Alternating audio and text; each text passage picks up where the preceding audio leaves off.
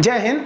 देखिए, अभी यूएनओ में जो बैठक हुई है उसके जनरल असेंबली में मोदी जी ने क्या बात कहा है जो अब तक के किसी प्राइम मिनिस्टर ने उतना रिजिड ढंग से नहीं किया था, और क्या हमें अस्थायी सदस्यता और वीटो मिल पाएगी, और अगर मिलेगी तो कब तक, और चाइना क्या विरोध कर रहा है, और चाइना को हम किस तरह से बाईपास करके चाइना के विरोध के बावजूद किस तरह से उसे हम अपने चक्रव्यूह में फंसा कर उससे हम वीटो पावर को ले सकते हैं। तो देखिए, पूरी दुनिया में शांति स्थापित करने के लिए जब द्वितीय विश्व युद्ध हुआ था तो पूरी दुनिया आपस में लगभग लड़ गई थी। तो उसे शांत करने के लिए एक संगठन बनाया गया जो एक ऊपर से काम करे, पूरे वर्ल्ड को कंट्रोल करे।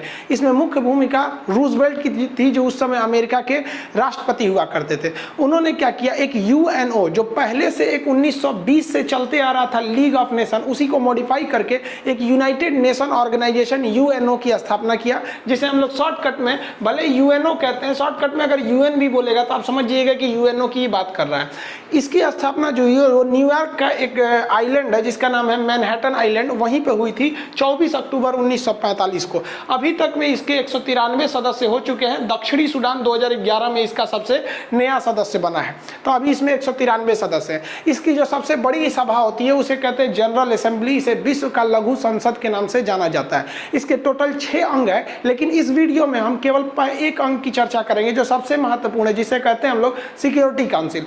तो जो मोदी जी कहते हैं वो जनरल असेंबली में भाषण देने गए थे। इसके हर साल सितंबर में बैठक होती है जिसमें हर देश के राष्ट्राध्यक्ष आते हैं। राष्ट्राध्यक्ष जो होते हैं ना, वो हमेशा यहाँ आते हैं, भाषण देते हैं। इसमें मोदी जी भी गए थे। मोदी जी के भाषण में बहुत सारी चीजें थी, लेकिन जो मुख्य बातें थी वो खुद यूएनओ की क्रेडिबिलिटी पर सवाल उठा देती थी। मोदी जी का कहना है कि 1945 में बनी हुई संस्था जिसमें आज तक कोई सुधार नहीं हुआ है, हम ये उम्मीद करते हैं कि 2020 में भी ये क्या काम अच्छे से कर पाएगी।